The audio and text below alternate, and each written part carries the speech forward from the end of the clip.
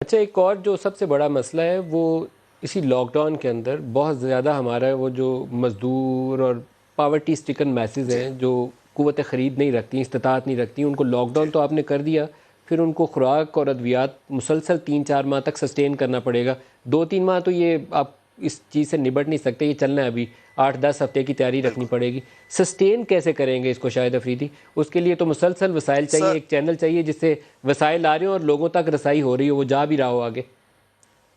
नदीम भाई, मैं कोई चाइना के साथ पाकिस्तान को मैं नहीं मिला रहा। चाइना बहुत आगे है, उन्होंने किसी तरह लॉकडाउन करके इस मसले का हल ऑलमोस्ट निकाल चुके हैं वो लोग, लेकिन उनकी हुकूमत ने उनको घर से निकलने नहीं दिया और प्रॉपर ख्याल रखा उनका। हमें भी इस तरह करना पड़ेगा। हमारी जितनी भी एनजीओज़ वगैरह काम करती हैं, अगर सारे ही घर में बैठ जाएंगे तो मेरा मतलब है कि काम कौन करेगा? निकलना भी पड़ेगा, थोड़ा सा लोगों को आना भी पड़ेगा।